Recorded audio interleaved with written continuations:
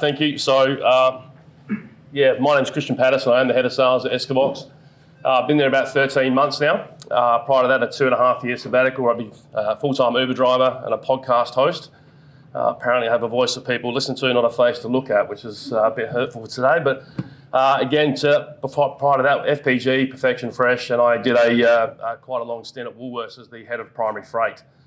So I've been both sides of the equation from a grower's point of view, from a transport, and then years ago I actually worked at Scott's Transport where I came from in Adelaide. So been in Sydney 20 years. I said two daughters, 14 and 10. Here I am at Escavox today. So just to give you a quick background on Escavox, it's a company that's been going for 4 years. The two founders, Nicholas Anderson and Luke Wood, both used to work at Woolworths, and at the time, Luke Wood was tasked with taking 24 hours out of the supply chain. Brad Banducci said, how can we do that? And at the time, Luke said, well, how long does it take now? And he said, well, we don't know. So they were doing a project in strawberries, and from that, Luke and Nicola then realised there was an opportunity to work in this space on a device that could potentially track from farm all the way through to retailer, to store, to wholesale agent, whichever it might be. And they started Escavox. They left Woolworths.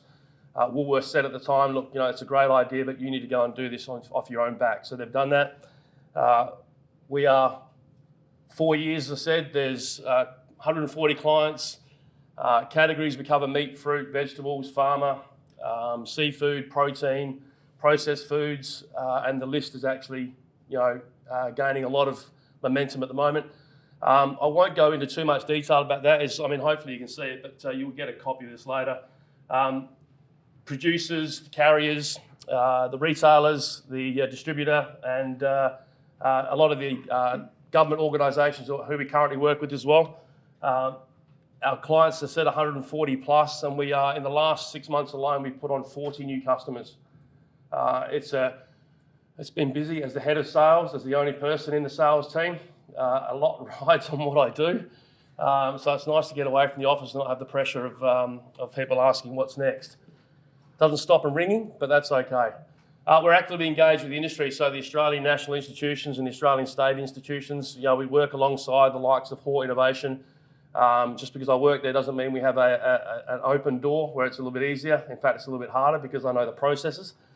MLA, we're doing a lot of work with those guys. And again, all these other organisations, CSIRO, we're doing some project work at the moment about a probe device. So that's very exciting.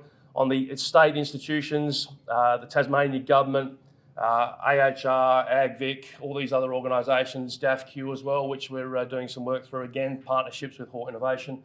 Some exciting stuff there. The solution, look, this is the device. So for those that don't know, that's the device there. It's a size of an iPhone. It weighs 146 grams and it goes into any of those products that I was talking about. Generally goes in on the second layer of a pallet, and it tracks time, temperature, location, light, humidity, and motion. The big ones there are the time, the temperature, and the location, because most people want to know where it is, what temperature it is, and the location, so the time, or what time it's actually happening, or whereabouts in the country it is. So from a domestic point of view, our market is obviously very strong in Australia. Our biggest area of growth is the export market at the moment. We are, out of those 40 new, 26 of those customers are actually export. In Asia Fruit 2 weeks ago, we've already signed 3 customers from there, which, it was a fantastic conference and a great opportunity for us. The device itself, essentially what is happening to my product, what is the impact on the product, and how do I improve? And these are some of the areas that we really focus on for the not just the growers, it's for the supply chain, it's for the freight forwarders, it's for the carriers, for the retailers, wholesalers. It covers the whole gamut of those lists. The flow of data. So essentially this device here records all the time. It's always on. In fact, it knows where I am at the moment, unfortunately. So the team said, put this in your laptop bag and we'll just track where you go. Luckily, I could leave that at the hotel last night. I headed across to the casino, so they couldn't see when I was at the casino. But the device records all the time. It then ports through, it's always uploading, it's tracking, it's uploading data every 15 minutes and then it uploads every 30. So even though you might get to areas where there's no reception because it pings off cell towers, it's always recording. So when it does get back into cell tower range, all of that information automatically uploads. So you get to see the journey as it's happening. I'll go through these a little bit more when we get into the presentation. That's the actual dashboard that each of the customers has, each of the users.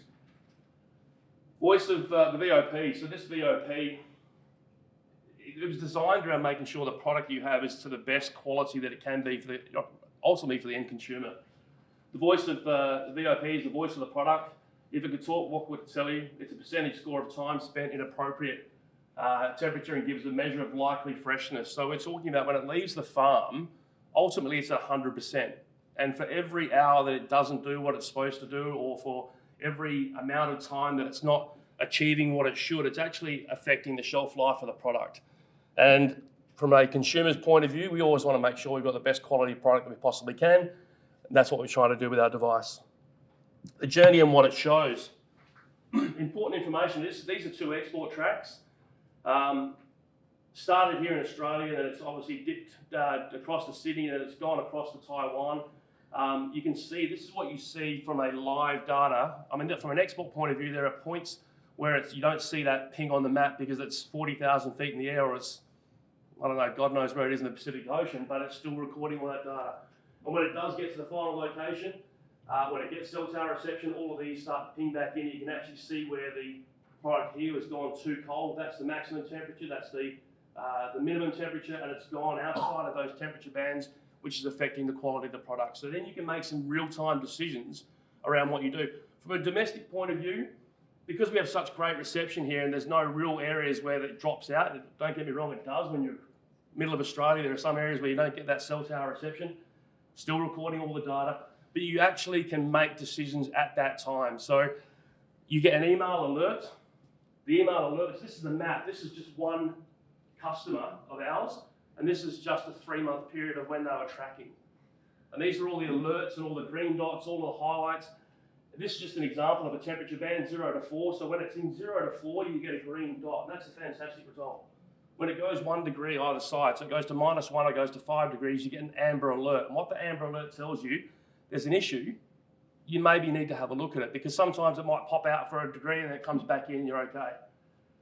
If it goes outside of 2 degrees, that's when you really need to escalate what's going on. And this is not just for a supply chain or for a grower, a producer, it's for everybody to understand where the opportunity is to do things a little bit better.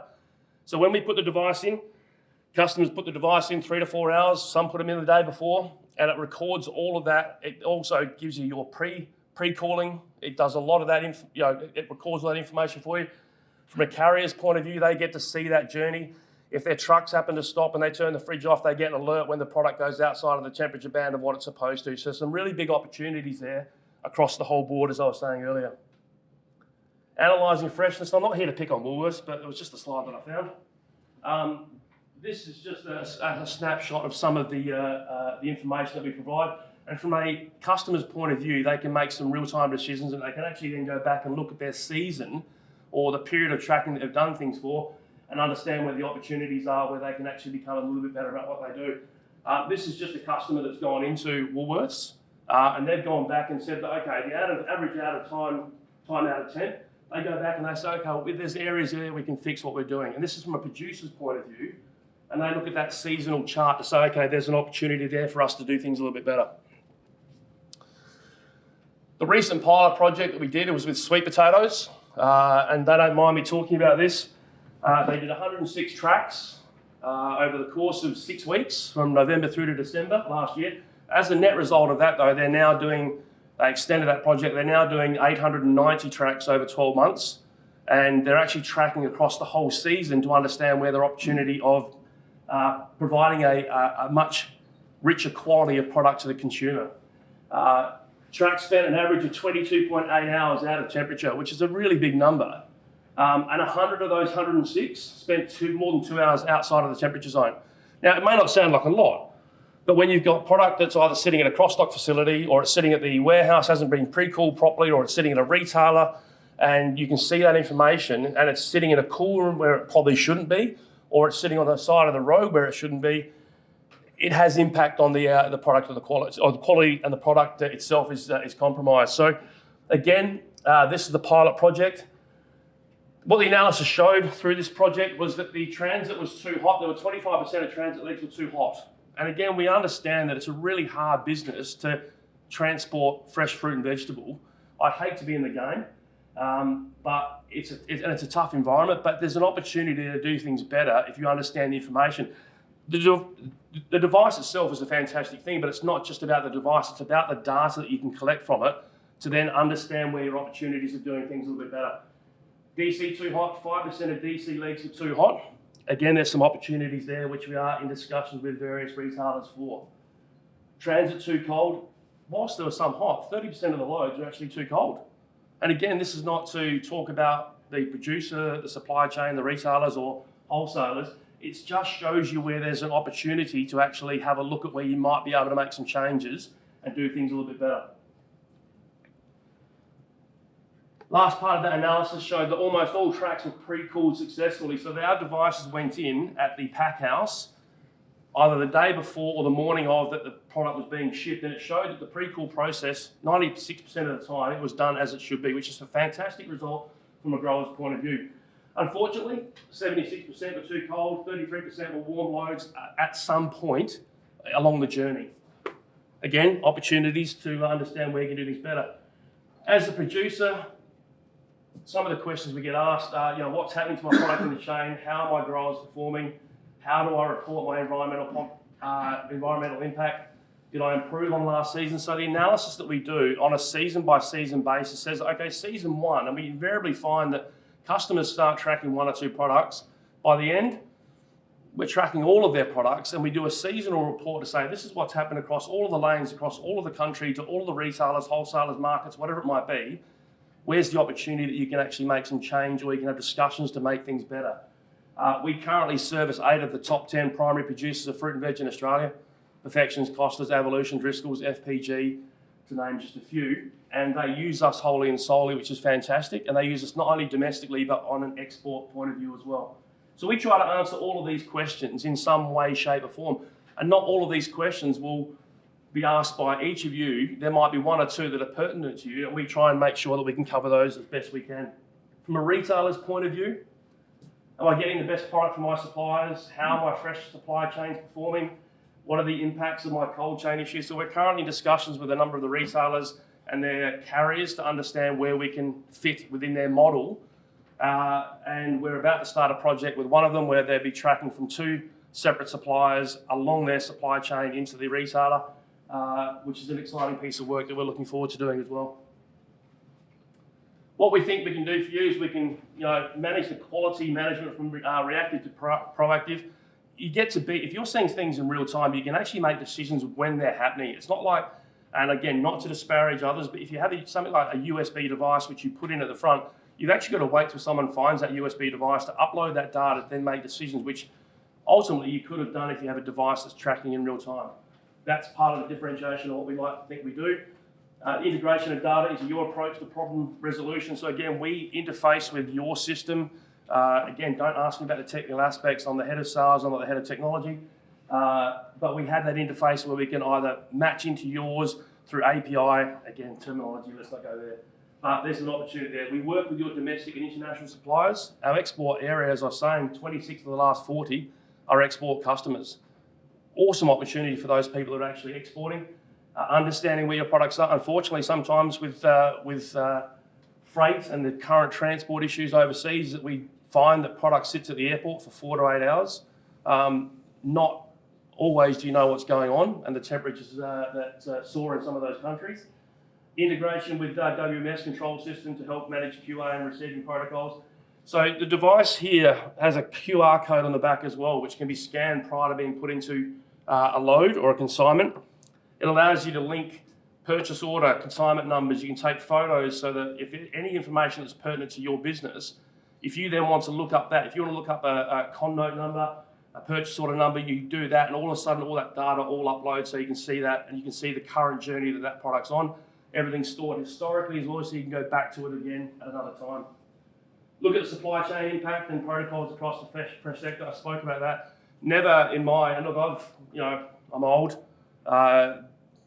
35 years I've been working, and I've never seen supply chain doing it as hard as they are. And so like the floods. There was a rail derailment two days ago.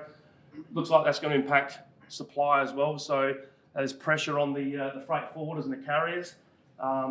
We're just trying to help them make some decisions around what they're doing and see if they can do things a little bit better. So it's a tough time at the moment. These are some of the case studies. I've got four very quick ones to go through.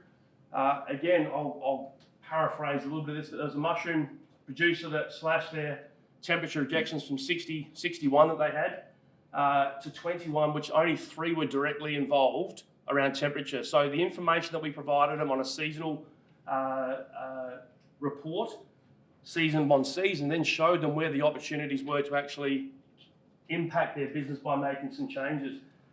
Again, this is just one of the tracks, unfortunately. It was red the whole way. So your product, when it leaves the farm, if it's compromised at the start, there's no doubt it's going to be compromised at the end. We're just trying to make sure that you can make some decisions along the way. The second one, raspberry rejections reduced by Escavox analytics. Again, smart berries, it's easy to see there, so I can't hide that part.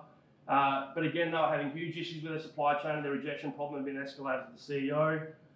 The farm asked us to do a full report. We did that for them. We then showed them where there's some opportunities. They then had some discussions with their supply chain partners.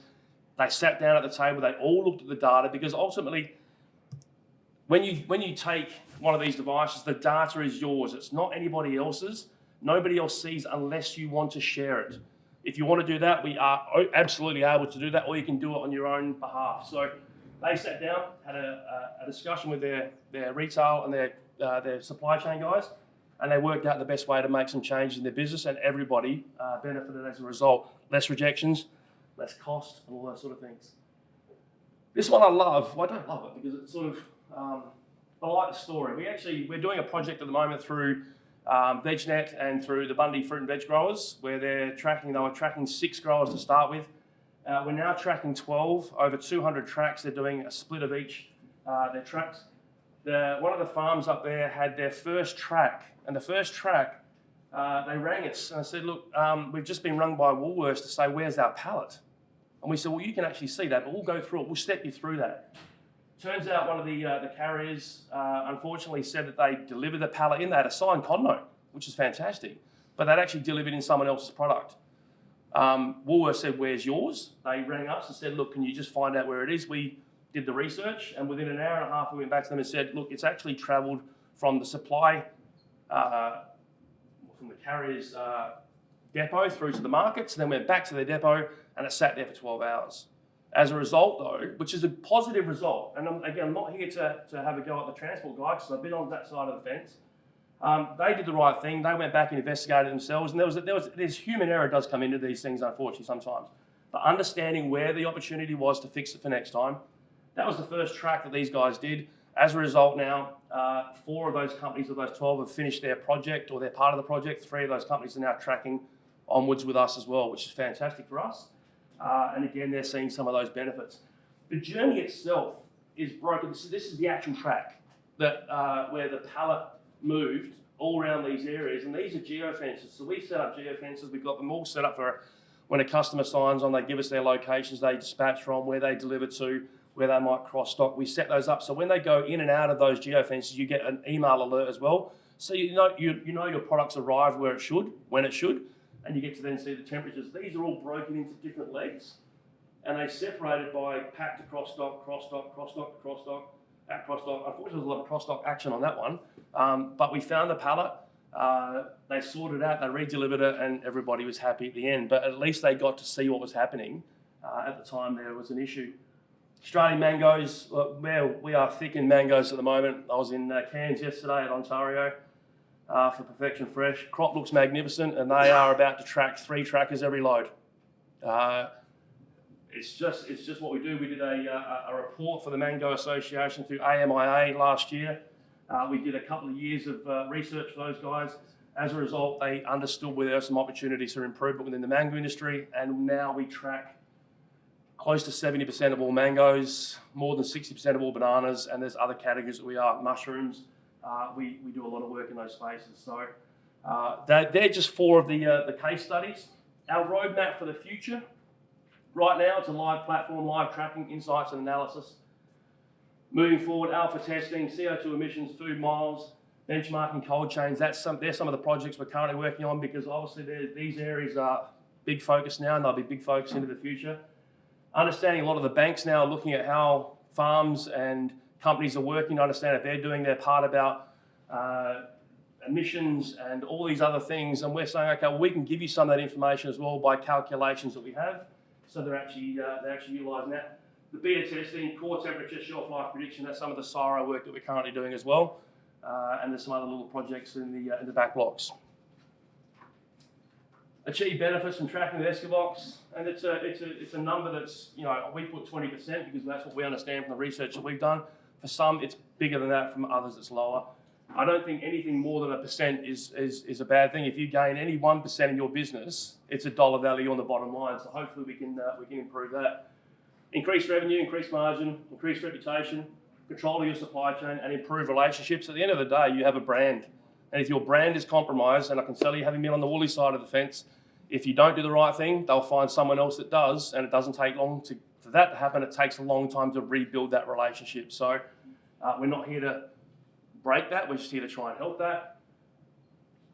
We hope you'll reduce your rejections, reduce the loss of quality and shelf life, and reduce global waste and loss. So our device is a reusable device. When it goes overseas, we have hubs overseas where we have hubs in 9 countries at the moment. We're setting up more. Part of our pricing is that we offer a rebate. Generally, it's half of what the price is, so because we want the device back. Ultimately, the device comes back, we put it back into our network, and the fleet just keeps moving. Only a couple more slides, how am I going with the time? Smashing it, beautiful. Blue box tracker, as I said, that's the blue box as I was showing you. These are some of the hot points, gives you real-time data. It's always on, so it's always recording. It has a shelf life. There is no shelf life to it. That's the thing, it's always recording. It takes 4 hours to recharge. So on your portal, when you're a customer, you get to see what battery levels they're at. It lasts, on average, 90 to 120 days. Depends on also how often we upload. So with the export devices, we don't upload as often. We upload every 30 minutes, download every hour. With domestic, upload 15, download every 30. So we can adjust that as required as well. But it takes 4 hours with a micro USB to charge, recharge, and you're off and running again. But you can see all that information on the portal, the battery levels, and then you just go to the devices and make sure they're discharged. We also do give some prompts through our customers as well. That's me. Oh, I hate the photo, but that's my number. There's my email details and obviously our web page. But unfortunately, due to talk about supply chain, I got called at 5 o'clock this morning by Qantas to say that I need to be on a flight at 5:10 as opposed to 7:45. So I'm leaving at 2:30, but I will be around for the next hour and a half. And when we do break, I think at 2:20, I'll still be here for a few minutes. If you'd like to grab hold of me, please do. Otherwise, I'm sure Daryl, Roberto, Lisa, and the team here be more than happy to give out my details. But that's me. Thank you very much. We've got time for 1 or 2 questions. If anyone's got a burning question. And by the way, I've just been told everyone needs to stand, every speaker needs to stand next to the microphone because it's the only microphone. Oh, I thought my voice was carrying. She's got a big voice. Yeah, sorry about that, Daryl. Ian, you said how much? Yeah, what's the package? Look, it depends though, because again, volume drives price. You know, if you have a starter pack on a domestic model, it's around $55. We take the risk of that device coming back from the retailer. That's a point-to-point piece of work.